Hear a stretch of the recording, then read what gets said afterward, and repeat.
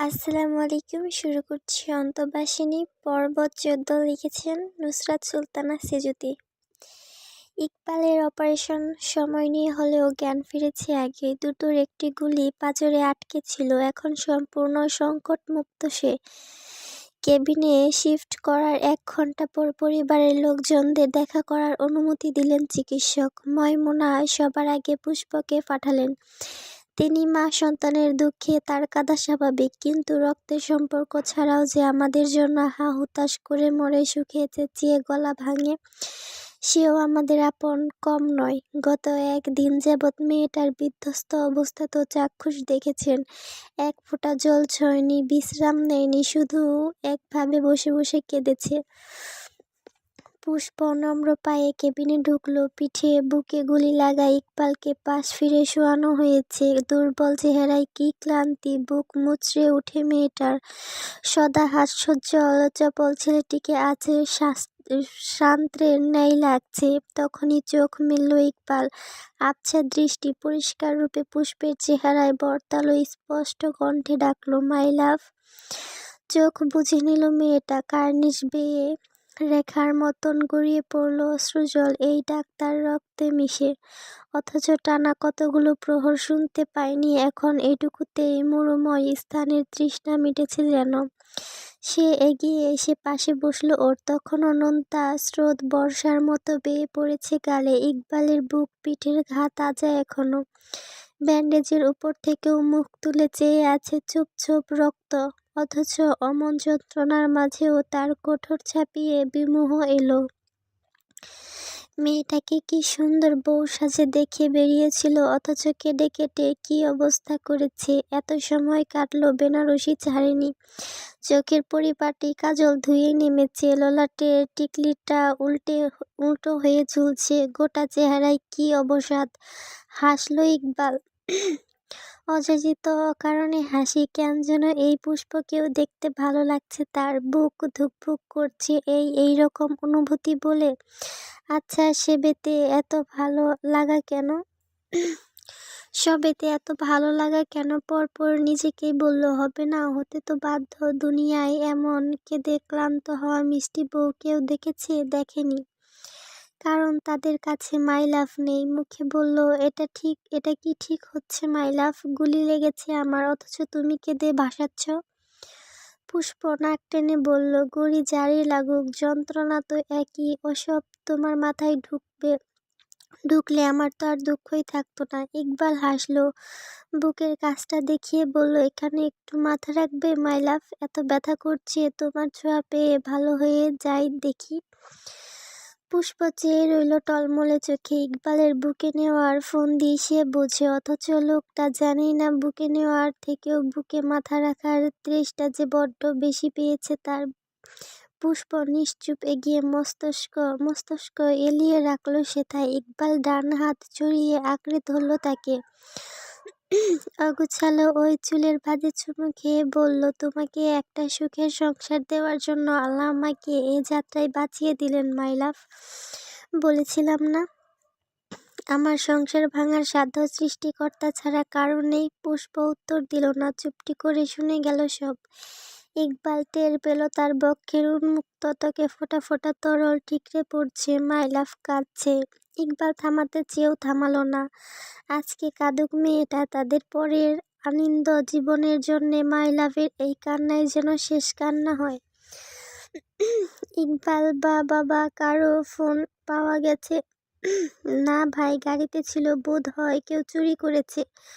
ধূসর মাথা নাড়ালো। পা বাড়াতেই সাদিপ বলল, আমি আসবো ভাই? না, এখানে থাকো, কারো কিছু দরকার হতে পারে। কিন্তু আপনার কোনো বিপদ হলে? চিন্তিত সে সুদূর কণ্ঠে জানালো, ধূসর হবে না। এতটুকু অন্তত বুঝেছি, যারা গুলি করেছে ওদের টার্গেট ইকবালই ছিল। এখন শুধু খুঁজে বের করার পালা।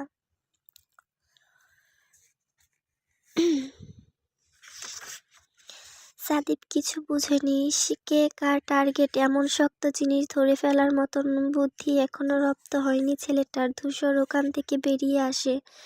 হাঁটার পথে হঠাৎ তো চোখ পড়ল সুবিশাল করিডোরের কোনায় খালি জায়গায় নামাজ পড়ছেন আমজাদ। মুনাজাত ধরে ফুঁপিয়ে ফুঁপিয়ে কাঁদছেন, অথচ হাসল ধূসর। এই প্রার্থনা, এই কান্না কার জন্য তার বুঝতে বাকি নেই। বুক ফুলিয়ে শ্বাস ফেলল পরপর। প্রথমবার আক্ষেপ হলো, ওর কেন এত একটা বড় ভাই নেই। লিফটের সামনে এসে বাটন টিপল ধূসর। লিফট নেমে আসতে 2 মিনিট লাগে। যতক্ষণে ভেতরে ঢুকবে পূর্বেই চেনার ডাক ছুটে আসে সেথায়, ধূসর ভাই। থমকে গেল সে, এক পায়ে গিয়েও ফিরিয়ে আনলো। পিছু ফিরতেই পিউ দৌড়ে এলো কাছে, মাথায় দেওয়া ঘোমটাটা খুলে পড়েছে হাওয়ায়। হরিণ নয়ন আরো বড় করে শুধালো, কোথাও যাচ্ছেন? কাজে, একটু পরে গেলে হয় না? কেন? পিউ একবার আশেপাশে তাকালো, সুযোগ পেতে চট করে হাত ধরল ধূসরে, টান বসিয়ে বলল, আসুন। ধূসর ভদ্রের মতো সাথে সাথে হাঁটছে, যেন নিজস্ব কোনো গন্তব্য নেই। পিউ যেখানে নিয়ে যাবে সেখানেই ঠাঁই তার। মেয়েটা একেবারে রিসেপশনে এসে থেমেছে, আপাতত জায়গা ফাঁকা। নাইট ডিউটি থাকা স্টাফরা মাঝে মধ্যে এপাশ ওপাশ করছেন। ও লোহার একটা চেয়ারে দেখিয়ে বলল, বসুন। ধূসরের ভ্রূসন্ধিতে ভাঁজ পড়ল এবার, নিরেট হলো স্বর। পিউ, আমার আর্জেন্ট কাজ আছে। আমার কাজটাও আর্জেন্ট, বসুন না প্লিজ। অনুনয় শুনে অনিচ্ছায় বসল সে। পিউ চটপট পাশে বসে, ওড়নার লুকানো ডান হাতটা সামনে আনতেই অবাক হলো ধূসর। খাবার এনেছিস? পিউ বাটির ঢাকনা খুলতে খুলতে বলল, আম্মু সবার জন্য আজকে বিরিয়ানি রেঁধে এনেছেন। আপনি বেরিয়ে যাচ্ছিলেন দেখে আমি তাড়াহুড়া করে কোনো রকমে একটা বাটি নিয়েই দৌড়ে এসেছি। ধূসরের বুক জোড়ালো, আনাচে কানাচে ভিড়ল প্রশান্ত হাওয়া। মেয়েটা ওর জন্য কত ভাবে, অথচ খুব শান্তভাবে বলল, আমার খিদে নেই। পিউ সোজাসুজি তাকালো, পরিণত শোনালো মিহির, আছে। আপনার মুখটা কত শুকনো লাগছে জানেন, কাল থেকে আর কিচ্ছু খাননি, আর বলছেন খিদে নেই। না খেয়ে কাজে যাবেন ভাবলে আপনি ভুল। বাটি ফাঁকা না হলে আপনাকে ছাড়বই না আমি। ধূসরের হাসি পেল এবার, মজার নয়, প্রাণ শীতল করা হাসি। ফোঁস করে শ্বাস ফেলে হাত এগুতে পিউ আবদার ছিল তৎক্ষণাৎ, আমি খাওয়িয়ে দেই। শুকনো হাসলো সে, মেনে নিল এক কথায়, দে। পিউয়ের রাঙা ঠোঁট হাস্যবানে সেরে গেল দুধারে। খুব ব্যস্ত ভঙ্গিতে যত্ন নিয়ে ধূসরের সামনে লোকমা তুলে ধরল। মারিয়ার চোখ মুখ শুকিয়ে গেছে, একটু ঠান্ডা জলের ঝাপসা দেওয়া প্রয়োজন। তাকে বাহুতে আগলে আছে সাদিফ, ওই জোর করে নিয়ে যাচ্ছে বেসিনে। সারা রাত কান্নাকাটি করে সুন্দর মুখটার বেকুতিক দশা। হঠাৎ থেমে দাঁড়ালো মারিয়া, বিষণ্ণতার মতন চেয়ে রইল কোথাও। সাদিপও দাঁড়ালো ওর দেখা দেখি, বুঝতে না পেরে বলল, কি হয়েছে? মারিয়া জবাব দিল না, বিমুহূর্তার তোপে বাকরুদ্ধ যেন। ও দৃষ্টি অনুসরণ করে নিজেও চাইল সেদিকে, এক প্রকট নেত্রে জিভ কাটল অমনি। পাশাপাশি চেয়ারে বসে ধূসরকে খাইয়ে দিচ্ছে পিউ। শুধু কি তাই, খাওয়া শেষে ওড়না দিয়ে ঠোঁট মুছিয়ে মারিয়া সাদিফের দিকে তাকালো। তড়িৎ চোখ সরিয়ে এদিক ওদিক দেখার ভান করলো ছেলেটা, যেন সে কিছু দেখেনি, কিছুই জানে না। মারিয়া থামল না এবার, গণ্ঠির গলায় বলে গেল, আসুন। বোকা বোকা চেহারায় পিছু নেয় সাদিফ। ম্যালেরিয়া আর ভাবমূর্তির কোনো কিছু তার মাথায় ঢুকেনি। মেয়েটা আবার ধূসর ভাইয়ের বিষয়ে কিছু ধরে ফেলেনি তো? না, মনে হয় কিছু বুঝিনি। বুঝলে এত শান্ত থাকতো। ও যেতে যেতে আবার ফিরে চাইলো ওদিকে। ধূসর পিউকে একসাথে দেখে মুচকি হেসে আওড়ালো, মাশাআল্লাহ, আমার দেখা সবচেয়ে সুন্দর জুটি। ভাইয়ের দুর্ঘটনার খবর শুনে কোনো মতেই ইমার্জেন্সি লিভ নিয়ে ছুটে এসেছেন আজমল। ততক্ষণে আফতাব বিপদমুক্ত, তাই তাকে জবার সঙ্গে বাড়িতে ঠেলে পাঠিয়ে দিলেন মিনা। এত দূর থেকে এলো, একটু বিশ্রাম তো দরকার। কিন্তু এই জোরাজুরি আমজাদের ক্ষেত্রে ফলেনি। গতকাল থেকে হাসপাতালে রেখে এক দণ্ডও নড়েনি ভদ্রলোক, উল্টো ব্যাংকে ফোন করে ছুটি চেয়েছেন। বারবার করে পায়চারি করেছেন ভাইয়ের কেবিনের সামনে। দরজার ছোট কাজ হতে উকি দিচ্ছেন কখনো, ততবার চোখ দুটো ভিজে ভিজে আসছে। মাথায় ব্যান্ডেজ বাঁধা, হাতে ক্যানোলা লাগানো অচেতন ভাইটাকে দেখে মেনে নিতে বুকের ভেতর যন্ত্রণা হচ্ছে ভীষণ। আজমলের চোখের পর্দায় ভেসে ওঠে অতীতের প্রতিটি পাতা। আফতাবের হাত থেকে কেকটা নিয়ে ফেলে দেওয়ার সময় কি করুণ কণ্ঠে বলল, ফেলে দিলেন ভাইজান। ভদ্রলোকের বুক মুচড়ে উঠল বেদনায়, নিঃশেষ হলেন আক্ষেপে। কিছু ভালো লাগছে না, সব কিছু বিষাদ, গোটা পৃথিবী বিষাদ এখন। কবে যে চোখ মেলবে ভাইটা। টানা 2 দিন হাসপাতালে, 3 পরিবারের লাগাতার জটলা চলছে, কখনো ইকবাল কখনো আফতাব, 2 রোগীকে নিয়েই হুটপাট তাদের। ইকবাল এখন মোটামুটি সুস্থ, তবে পিঠ আর বুকের ঘা শুকাতে আরও বেশ কিছুদিন সময় লাগবে। আপাতত টানা কয়েক সপ্তাহ বেড রেস্টের নির্দেশ জারি হয়েছে। ছেলে সুস্থ হয়ে পাঠানবাড়ি নিশ্চিন্তের শ্বাস নিলেও শিকদার বাড়ির সকলের চোখে মুখের প্রতীক্ষা তখনও নেভেনি। একটি সুসংবাদের আশায় চাতকের মতন চেয়ে রয়েছে সবাই। সৃষ্টিকর্তা সেই প্রার্থনা শুনলেন। মধ্য দুপুরেই নার্স এসে ঘোষণা করলেন, আপনাদের পেশেন্টের জ্ঞান ফিরেছে, আপাতত যে কোনো একজন দেখা করতে পারবেন। নিভ্রান্ত মুখশ্রীদ্বয় যুদ্ধে জেতার ন্যায় হাসি ফুটল অচিরে। নীরব হুড়োহুড়ি বেঁধে গেল এক পল আফতাবকে চোখে দেখার আশায়। সেই সময় চাচার কাছে এসে দাঁড়ালো ধূসর, কাঁধে হাত রেখে বলল, আপনি আগে যান বড় আব্বু। আমজাদ অবাক হয়ে বললেন, আমি? সায় মেলালেন রুবাইদাও। হ্যাঁ ভাইজান, আপনি যান, ও যতটুকু অসুস্থ আপনাকে দেখলেই সুস্থ হয়ে যাবে। আমজাদ নিরুত্তর বনে রইল। সত্যিই কি তাই? আফতাবের জীবনে তার এতখানি মূল্য? সব অস্বস্তি, রাগ, অভিমান আর জেদকে 2 হাতে ঠেলে স্নেহময় মনটাকে আজ সায় দিলেন তিনি। হাজার খানেক দোটানা সমেত দরজা ঠেললেন কেবিনের। আওয়াজ শুনে নিভু চোখ তুললেন আফতাব। কাঙ্ক্ষিত অথচ অপ্রত্যাশিত মানুষটিকে এই সময় দেখে থমকে গেলেন মুহূর্তে। ভাইজান। অবিশ্বাসের ক্ষীণ বাত গড়িয়ে গেল প্রিয় ভাইয়ের প্রশ্নে। এখন কেমন লাগছে আফতাব? ঠিক আছে। আফতাব আগের থেকেও বিস্মিত বনে বললেন, আপনি কি সত্যি এসেছেন ভাইজান? আজমলের বক্ষস্থল হু হু করে উঠল। এগিয়ে এলেন গতিতে, কম্পিত হাতখানা ভাইয়ের মাথায় রেখে বললেন, হ্যাঁ এই তো এসেছি। কিছু কান্না, কিছু দুঃখ আর কিছু আনন্দ মিলে মিশিয়ে কণ্ঠনালী পাকিয়ে গলগ্রহ বনে গেল আফতাবের। একটা ছোট বাচ্চার মতো বুক চাপড়ে কাঁদার ইচ্ছেটা মাথাচাড়া দিল। কতদিন পর ভাইজান তা হাত রেখেছেন মাথায়, কত বছর পর নরম চোখে চেয়েছেন। চোখের জল কানিশ বেয়ে ছুটল তার ঝরঝর করে। আমজাদের হাতটা মুঠোয় ধরে বললেন, আমি খুব খারাপ ভাইজান, আপনাদের কখনো একটু শান্তি দিতে পারলাম না, তাই না? এই যে এবার খুব করে চাইছিলাম যেন মরে যায়। আপনি যেদিন বললেন আমি আপনার কাছে মৃত, সেই দিনের পর থেকেই না জীবনের উপর থেকে কেমন বিতৃষ্ণা এসে গিয়েছিল। কিন্তু আল্লাহর ইচ্ছে ভিন্ন ছিল হয়তো। কেন যে বাঁচিয়ে রাখলেন আমায়। শান্ত বেশি আমজাদ চটে গেলেন। ধমক দিয়ে দিল সজোরে, চুপ করো। বয়স কত হলো আফতাব? এখনো বিয়াদবি ছাড়লে না? পরপর নরম হলো স্বর। রাগ করে তো মানুষ কত কিছুই বলে, সেসব ধরতে আছে। ভাইজান কেমন তুমি জানো না? জানি ভাইজান, জানি বলেই তো বারবার ছুটে গেছি আপনার কাছে। একটু থেমে বললেন, এখনো কি আমাকে ক্ষমা করা যায় না ভাইজান? সেদিন আসলে রাগের মাথায় কি থেকে। আমজাদ থামিয়ে দিলেন, কথা টেনে বললেন, ওসব ছাড়ো, পুরনো কথা আর মনে রাখতে চাই না। আমরা সবটা আবার নতুন করে শুরু করি না হয় আফতাব? কণ্ঠে অবিশ্বাস ঢেলে বললেন, সত্যি বলছেন? হেসে মাথা নাড়ালেন তিনি। আফতাবের কণ্ঠ ভেঙে এলো সহসা। আমাকে একবার জড়িয়ে ধরবেন ভাইজান? কতদিন হলো জড়িয়ে ধরেননি আমায়। কথায় দাড়ি পড়তে না পড়তেই শস্যব্যস্ততাকে বুকে টেনে নিলেন আমজাদ। নেত্রদ্বয়ের তপ্ত স্রোত ভিজিয়ে দিল গলবিল। আফতাবও কি থেমে সত্যি সত্যি শব্দ করে কেঁদে ফেললেন তিনি। কেবিনের দরজাটা তখন ঠাঁ করে খোলা।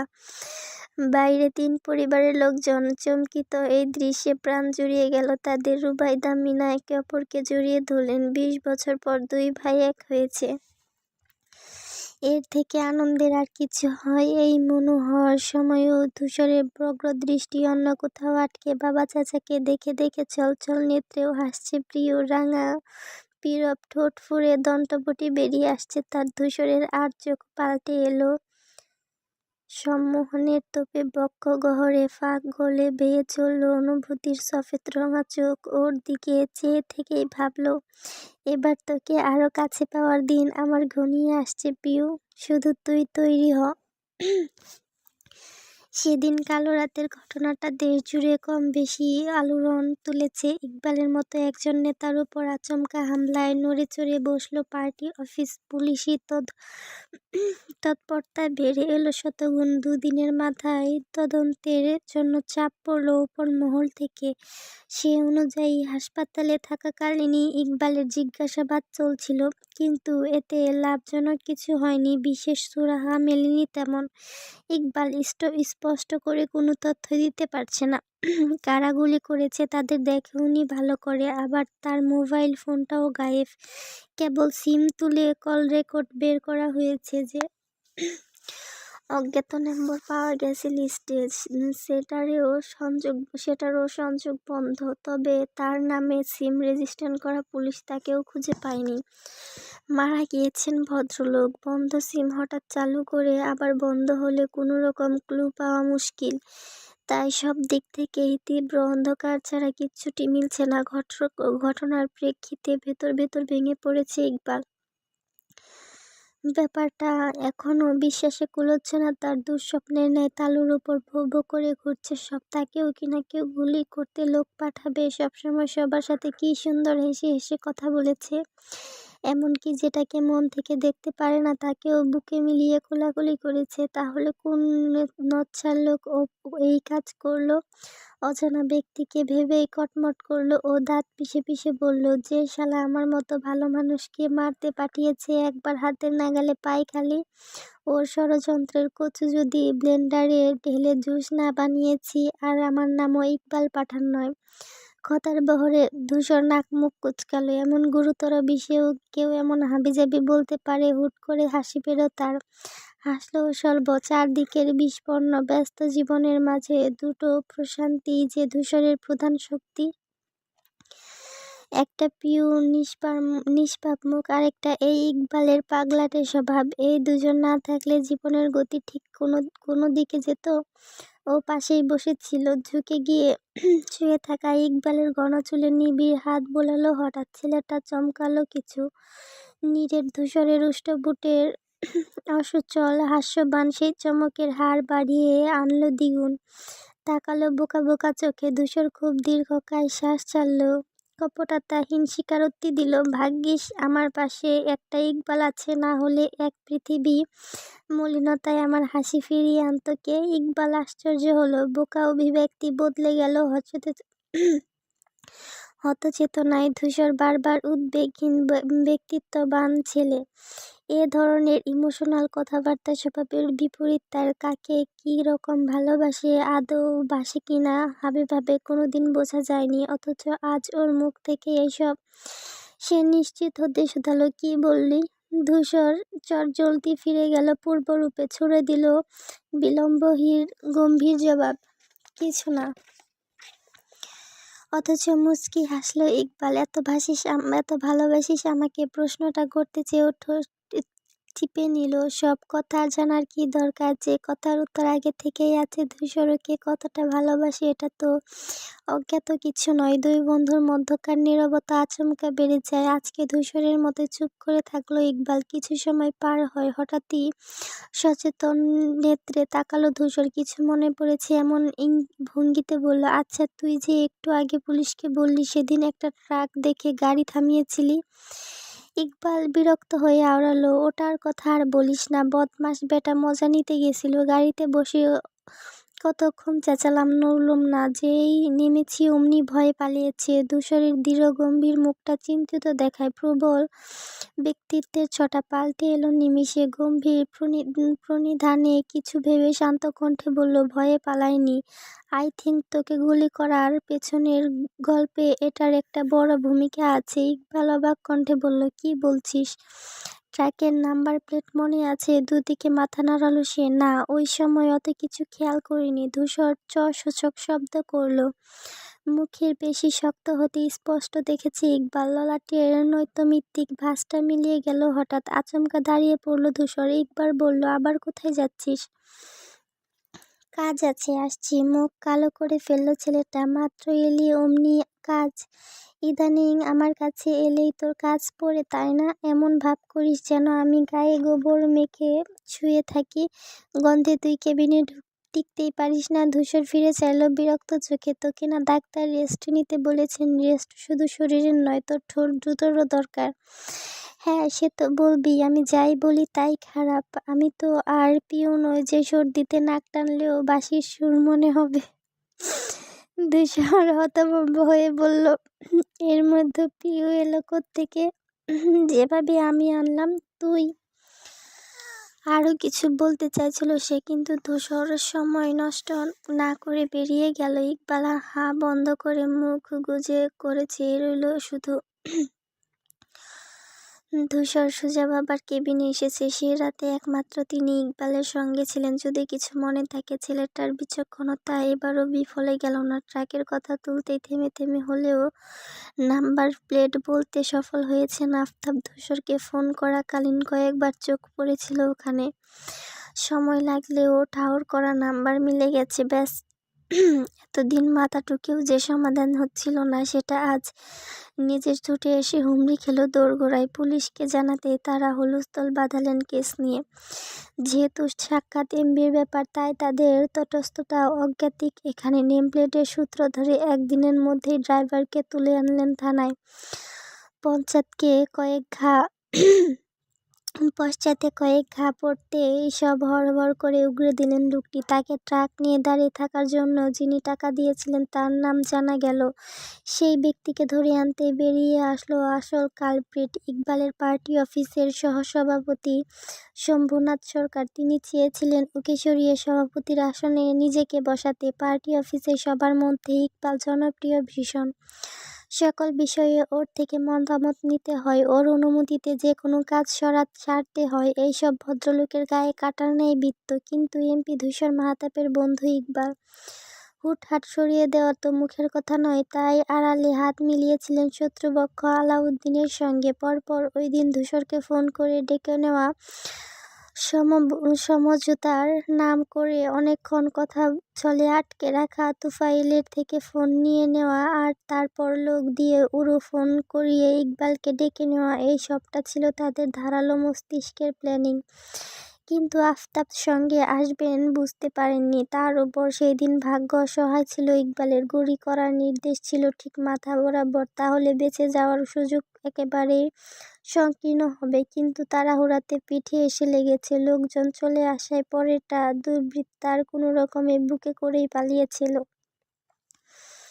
একটা সামান্য নেমপ্লেটের কারণে এত লোমকর্কশ তথ্য বেরিয়ে আসবে কেউ ঘুণাক্ষরে ভাবতে পারেনি। পুলিশের এক একটি রিপোর্টে বাকস্তব্ধ সবাই।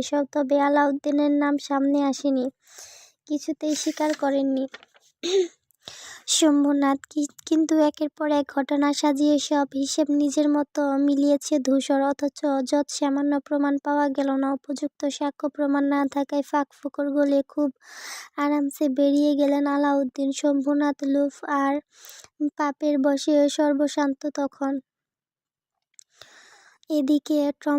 এদিকে অ্যাটেম্প টু মার্ডার কেসে জেল হলো, অন্যদিকে পার্টি অফিস থেকেও তাকে বিতাড়িত করা হয়েছে। কিন্তু এই ঘটনার রেশ কাটতে একটা দীর্ঘ সময় লেগে যায় ইকবালে। তার চোখে শম্ভুনাথ সাদামাটা ভদ্রলোক মানুষ। তিনি এরকম একটা জঘন্য কাজ করবেন ও ভাবতেও পারেনি। ক্ষমতার লালসা মানুষকে এত নিষ্ঠুর করে তোলে। বুক ভরা ব্যর্থনাথ দীর্ঘশ্বাসের মাধ্যমে সবটা মেনে নিল সে। এরপর ধীরে ধীরে উত্তপ্ত কেস শান্ত হয়ে আসে। দেশব্যাপী এক একটি তোলপাড় হওয়া ঘটনার নিচে আস্তে ধীরে চাপা পড়ে ইকবালের বিষয়টাও। মোটা ফাইলখানা জায়গা গড়ে নেয় থানার সমাপ্তি কেসগুলোর তালিকায়। গ্রীষ্মের রুক্ষ করতাপে গতপ্রাণ মনে এক চিলতে স্বস্তি নিয়ে ঝলমলিয়ে বর্ষা নেমেছে আজ। ভোর নেই, মৃধাম্য নেই অপরূপা সাজ কিংবা নিশি। অঝোর বারিধারায় এখন কেবল বর্ষণের ধ্বনি। পেছনের সমস্ত কালো অতীত ধুয়ে মুছে ধীরে সুস্থে এক একটি নতুন ভোরের সূর্য মাথা তুলেছে পূর্বতে। দুপুর 2:30 থানায় জানালার কাচ ছুঁয়ে রেখার মতো গড়াচ্ছে পয়সা ধরা বৃষ্টি। সৌখনীরের টেবিলে খাবারের আয়োজন চলছে। এক টেবিল ভর্তি করে খেতে বসেছে সবাই। তবে উপস্থিতি দুটো মানুষের সঙ্গে সম্পর্কের সমীকরণে ব্যাপক বদল ঘটেছে এখন। যে বাড়িতে বসের পিএ হিসেবে পদাচরণ ছিল সাদিফের, আজ সেখানকার জামাই হিসেবে বসে। দ্বিতীয় হলো ইকবাল। আজকাল ছেলেটা নিজের বাড়ি ফেরে কম, এখানেই থাকে বেশি। বরং যাওয়ার দরকার না হলে খুশি হয় আরও যদি এসবে তক্ত হয়ে শ্বশুর বাড়ির লোকজন বউটাকে সাথে দিয়ে দেয়। কিন্তু ঠান্ডা মাথায় কাজ সারছে সাদিফ। তার আবার সবার সামনে দিয়ে বউয়ের ঘরে যেতে লজ্জা লাগে। যখন ঘরবাড়ি অন্ধকার হয়ে যায় সেই মাঝরাতে ফোন বেজে ওঠে মারিয়ার। তারপর খুব সাবধানে নিচে গিয়ে দরজা খুলে মেয়েটা। দুই দম্পতির এসব ঘটনা এখন নিত্যদিনের ব্যাপার। পুষ্পের জ্বর সেরেছে কিছুদিন হলো, তবে শরীরটা এখনো দুর্বল। সে চুপটি করে খেলেও চুপ নেই ইকবাল। মাঝে মধ্যে গল্প করছে, মাঝে মধ্যে এটা সেটা থালায় তুলে দিচ্ছে বউয়ের। সাদিফ খেতে খেতে স্ত্রীর পানে আর চোখে চাইল। শাড়ি পরা মারিয়াকে ভয়ার্ত সুন্দরী ঠেকল চোখে। ভেজা চুলে তোয়ালে পেঁচানো, অল্প একটু ঘোমটা টানা মাথায়। তাদের সান্নিধ্য আসার আজ বেশ কিছুদিন। যখনই এই বাড়িতে আসবে মারিয়া গায়ে শাড়ি জড়াতে ভোলে না। হুট করেই সাদিফের অবাধ্য নজর পড়ল ভিন্ন কোথাও। ব্লাউজের ওপরিভাগ হতে ফর্সা বুকের লালচে চিহ্ন পরিষ্কার দেখা যাচ্ছে। ছেলেটার চোখ বেরিয়ে আসে, বিস্ময় খাওয়ার দশা হয়। একবার সবাইকে দেখে নিয়ে স্থির ঠান্ডা পাটা তুলে দিল মারিয়ার পায়ের তলায়।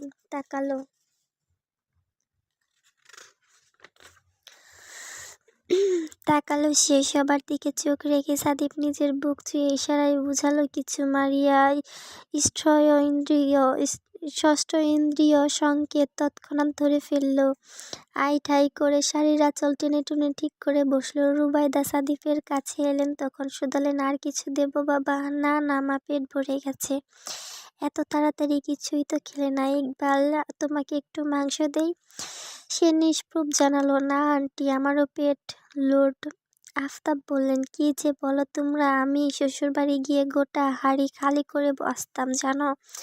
আর সেখানে তোমাদের প্লেটে এইটুকুতেই নাকি জায়গা থাকে না। ইকবাল পুষ্পের দিকে চেয়ে বিড়বিড় করল, সকাল বিকাল আপনার ভাইয়ের মেয়ের যে ঝাড়ি খাচ্ছি, পেটের মধ্যে জায়গা থাকবে কোত্থেকে? আফতাব ঘাড় বাঁকিয়ে একবার ধূসরকে দেখলেন।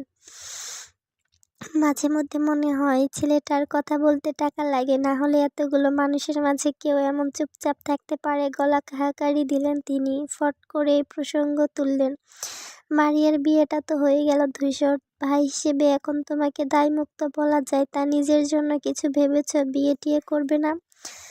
ধূসর ছোট্ট করে বলল, ওসব পরে হবে। ভদ্রলোক রুবাইদার দিকে চাইলেন। তিনি বললেন, অন্য কথা ভাইজান, শুনলাম পিউর জন্য সম্বন্ধ দেখছে। মেয়েটা এত ছোট, এত তাড়াতাড়ি বিয়ে না দিলেও তো হতো। ধূসর সুপে চামচ নাড়ছিল, হাতটা থেমে গেল অমনি। দুইয়ের অধিক দৃষ্টি তখন তার ওপর। মারিয়া মা বাবার দিকে চেয়ে ঠোঁট চেপে হাসে, তাল মিলিয়ে বলে, তাই তো, অবশ্য ভালোই হবে। আরও একটা জামাই আসবে এ বাড়ি। সাদিফ ইকবাল হতভম্ব নেত্রে মুখ চাওয়াচাওয়ি করছিল। ধূসরের সাবলীল চেহারায় পাল্টে যাচ্ছে, রূপ নিচ্ছে কঠোরতায়। ভেতর ভেতর যে বোম হয়ে আছে তাদের বুঝতে বাকি নেই। এখন যখন তখন ব্লাস্ট হয়ে লঙ্কাকাণ্ড ঘটানোর অপেক্ষা। তবে এর আগেই মুখ খুললেন আফতাব।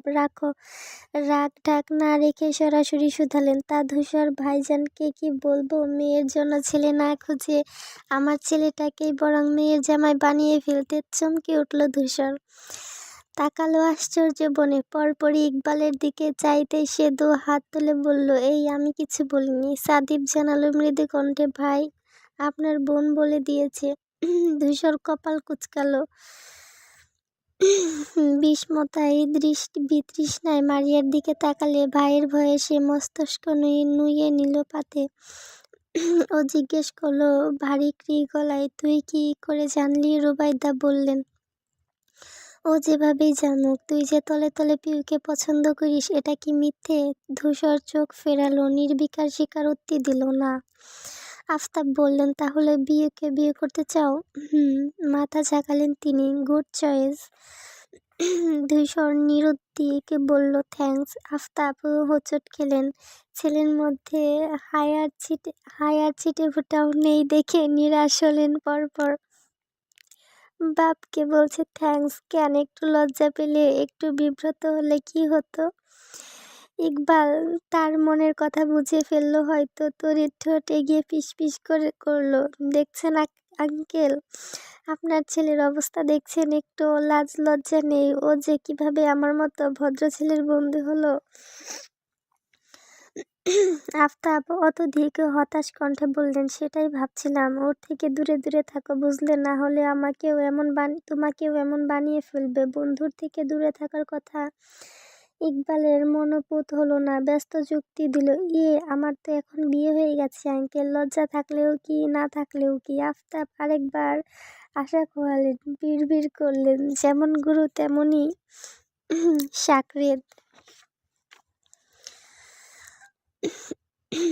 গন্ধবহে আজ আনন্দ প্লাবন, চতুর্দিকে কেবল সেই সরসনের ধ্বনি উঠছে। 17 বছরে এই প্রথমবার শৌখিনীরে পা রেখেছে আমজাদ, সাথে স্ত্রী, কন্যা আর বিশালাকার 2 হাঁড়ি মিষ্টি। আজমল রাঙামাটি চলে গিয়েছেন কিছুদিন হলো, রাদিফের স্কুল ছুটি, তাই জবা ও স্বামীর সঙ্গে গিয়েছেন সময় কাটাতে। ভাইকে দেখেই দৌড় হতে ছুটে এলেন আফতাব, জড়িয়ে ধরলেন ওখানেই। আমজাদ আতফুল্ল হাসলেন, ছোট ভাইয়ের গায়ে মাথায় হাত বোলান মমতার। পিউ হাঁটতে হাঁটতে চারপাশে দেখছিল, এই তো কদিন আগেই ও এ বাড়ি চোরের মতো পাঁচিল টপকে এসেছিল, তাও একটুখানি ধূসর ভাইকে দেখার আশায়। তারপর ধরাও পড়ল হাতে নাতে। কি বিশ্রী একটা কাণ্ড ঘটল সেদিন। না, বিশ্রী হবে কেন? ধূসর ভাইয়ের সঙ্গে কাটানো সামান্য সময়টাকেও স্বপ্নের মতো সুন্দর তার কাছে। মাথা নুয়ে হাসল পিউ। মুখ তুলে সামনে তাকালেই শতান হলো পিঠের হাড়। দরজায় দাঁড়িয়ে বাক থাকা সুঠামদেহী পুরুষটির তীরের মতো চাহনি তাক হয়েছে তার দিকে। দরজায় দাঁড়িয়ে থাকা সুঠামদেহী পুরুষের তীরের মতো চাহনি তাক করেছে তাকে। মেয়েটার শীর্ণ বুক ছলাৎ করে উঠে, ধপাস ধপাস শব্দ তুলে জুড়ে, রাঙা মুখখানি কুণ্ঠায় লাল হয় আবারও। ধূসরের পাশ কাটিয়ে যাওয়ার সময় নিভু চোখে তাকালো এক পলক। ঠান্ডা দুর্বোধ্য দৃষ্টিটায় বক্ষ স্পন্দন থিতু হলো গতিতে। হঠাৎ চোখ গেল ইকবালের উপর, মিটিমিটি হাসছে সে। ভ্রু উচালো তখনই। কি পিউ, খবর ভালো? পিউর নিকট হাসিটা সন্দেহজনক ঠেকছে, তাও মাথা কাত করে বলল, জি। সেইক্ষণে ওর নাম ধরে ডাকলো মারিয়া। মেয়েটা আস্ত পায়ে ঢুকে গেল ভেতরে। ইকবাল ধূসরের কাছে এসে দাঁড়ালো, টেনে টেনে বলল, কি বন্ধু, আজকে তোমার বিবাহ ঠিক হইবে, অনুভূতি কেমন? তোর কেমন ছিল? ও স্ফূর্ত কণ্ঠে জানালো, আমার তো ভীষণ ভালো ছিল। বিয়ের কথা ওঠার পর থেকে না এক বিছানায় ঘুম আসতো না বুঝলি। মনে হতো কবে মাই লাভ আসবে আর আমি ওকে এভাবে জাপটে ধরে ঘুমাবো। বলতে বলতে ধূসরের বলিষ্ঠ শরীরটা 2 হাতে পেঁচিয়ে ধরল ইকবাল। সাদিফ হেসে ফেলল শব্দ করে। ধূসর ধমক দেয়, ছাড়।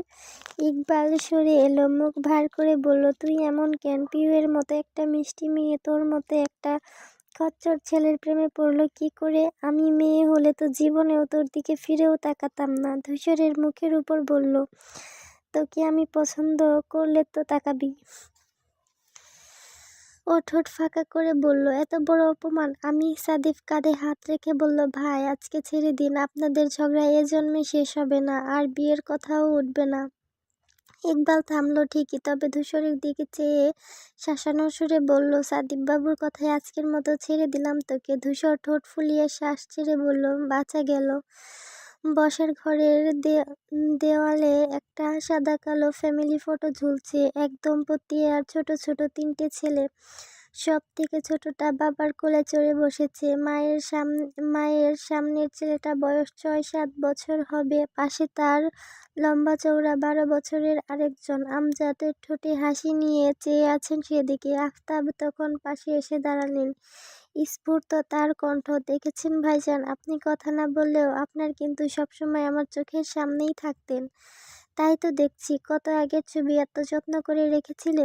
তিনি বললেন, রাখবো না? আমার নিজের পরিবার, আমার কাছেই তো থাকবে। আচ্ছা ভাইজান, আপনার মনে আছে আজমল সেদিন কি কান্নাকাটি না করেছিল? ক্যামেরার দিকে তাকাবেই না। আব্বাজান কত কিছু বলেও লাভ হয়নি। দেখুন, সবাই একদিকে চেয়ে আছে আর বেয়ারাটা আরেক দিকে, মনে আছে? ও তাও তোমার থেকে ভালো ছিল। তুমি তো ওই বয়সেও দিনের বেলা প্যান্ট ছাড়া ঘুরতে, আর রাত হলে বলতে আমাকে প্যান্ট পরাও, মানুষ দেখে ফেলবে। আফতাবের হাসিটা দপ করে নিভে গেল। মুখটা কারো করে চারপাশে তাকালেন, স্বস্তির শ্বাস টেনে ভাবলেন, ভাগ্যিস ছেলে মেয়েগুলো ধারের কাছে নেই, না হলে ইজ্জতটা আর এক্ষুনি দফারফা হয়ে যেত। ভাইয়ের শুকনো চেহারা দেখে হো হো করে হেসে উঠলেন আমজাদ। এবার আফতাবকেও হাসালেন, অথচ চোখ ভিজে উঠল। ভাইজানের এমন ফুরফুরে হাসি দেখে বহুকাল দেখা হয়নি। মিনা বেগম গোল গোল চোখে পুরো বাড়িটা দেখছেন। রান্নাঘরে ঢুকে বললেন, কি সুন্দর করে সাজিয়েছ রুবা, আমার তো চোখই সরছে না। তোমার থেকেই তো এসব শিখেছি আপা, না হলে আমার মতো আনাড়ি মেয়ে মানুষ কি আর এত তাড়াতাড়ি সংসারী হতো? মিনা আতফুল্ল হেসে বললেন, সত্যি কত ছোট একটা মেয়ের বিয়ে হয়ে এসেছিল আমাদের কাছে, আর আজ সে শাশুড়ি, তাই না? রুবাইদা হাসলেন। পরপর শিশুসুলভ কণ্ঠে বললেন, আপা, আমার রোস্টটা না তোমার মতো ভালো হয় না, বুঝলে? তুমি যে কিভাবে রান্না করো, হাতে চেটেপুটে খেতে ইচ্ছে করে। আজকেও করে দেবে? আচ্ছা, সে দিচ্ছি। কিন্তু তুই এত গরমে এরকম ভারী শাড়ি পরে এখানে দাঁড়িয়ে আছিস কেন? কত ঘেমে গেছিস। আহারে, সুতির শাড়ির আঁচলটা তুলতে তার সারা মুখের ঘাম মুছে দিলেন মিনা। রুবাইদা বিস্মিত হননি, তবে কোটর ছড়িয়ে গেল জলে। চট করে তাকে জড়িয়ে ধরেন, বললেন, আপা, তোমাকে যে কি মনে পড়তো আমার। কতদিন পর আবার দুজন একসাথে রান্না করতে এসেছি। মিনার চোখেও জল। জায়ের মাথায় হাত বোলাতে বোলাতে বললেন, কাঁদিস না বোকা, এখন তো সব ঝামেলা মিটে গেছে। আমরা আবার আগের মতো থাকবো। রুবাইদা সরে এসে বললেন, এই বাড়িটা নিয়েই তো ঝামেলা হয়ে গেল। এখন ওখানে যাব কি করে বলো তো? ও মা, এত ছেড়ে যেতে হবে কেন? এই তো 10 মিনিটের রাস্তা, মন চাইলে আমরা যে কেউ যখন তখন চলে আসবো। রুবাইদা ঠোঁট উল্টালেন কিশোরীর মতন, তাও একসাথে থাকার মজাটা কি আর পাওয়া যায়? তখনই হাঁক ছুড়লেন আফতাব, রুবা ভাবি, হলো আপনাদের? খাবো না, গন্ধেই তো খিদে বেড়ে যাচ্ছে। মিনা উত্তর পাঠালেন, হ্যাঁ ভাই, আসছি, আর একটু দাঁড়াও। পিওর সুন্দর টুলটুলো মুখখানিতে বিশাল বিভ্রণ বাড়ি আসা থেকে লক্ষ্য করছে মারিয়া পুষ্প। ওকে দেখলে মিটিমিটি হাসছে। তখন দরজায়ও ইকবালিভাবেই হাসছিল। সবার হাসি আর ধূসরের তাকানো মিলিয়ে মেয়েটা খুব অস্বস্তিতে পড়েছে। নিশ্চুপ এসে দাঁড়িয়ে রইল বসার ঘরের বারান্দায়।